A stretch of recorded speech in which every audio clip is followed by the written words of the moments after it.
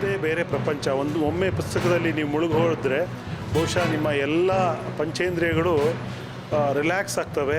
ನಿಮ್ಮ B P ಕಮ್ಮಿ ಆಗುತ್ತೆ, ನಿಮ್ಮ ಒತ್ತಡಗಳು ಕಮ್ಮಿ ಆಗ್ತದೆ. ನೀವು ನಿಮ್ಮೊಳಗಡೆ ನಿಮಗೊಬ್ಬ ಗೆಳೆಯ ಸಿಗ್ತಾನೆ. ಅದು ಪುಸ್ತಕದಲ್ಲಿ ಮಾತ್ರ ಸಾಧ್ಯ. ಇವತ್ತು ಅಂಥ ಪುಸ್ತಕಗಳ ಒಂದು ದಿನಾಚರಣೆಯನ್ನು ವಿಶ್ವ ಪುಸ್ತಕ ಹಾಗೂ ಕೃತಿಸ್ವಾಮ್ಯ ದಿನಾಚರಣೆಯನ್ನು ಮಾಡ್ತಾಯಿದ್ದೀವಿ. ಪುಸ್ತಕ ಓದುವ ಅಭ್ಯಾಸ ಕಡಿಮೆ ಆಗ್ತಾ ಇದೆ. ಆದರೆ ಅದು ಕಡಿಮೆ ಆಗೋದು ಒಳ್ಳೆಯದಲ್ಲ, ಒಳ್ಳೆಯ ಲಕ್ಷಣವಲ್ಲ. ಆ ಓದುವಂಥ ಅಭ್ಯಾಸನ ಮುಂದುವರಿಸಿ ಅನ್ನುವಂತಹದ್ದು. ಅದಕ್ಕೆ ಈ ವರ್ಷದ ಒಂದು ಘೋಷವಾಕ್ಯವನ್ನು ಕೂಡ ಕೊಟ್ಟಿದ್ದಾರೆ.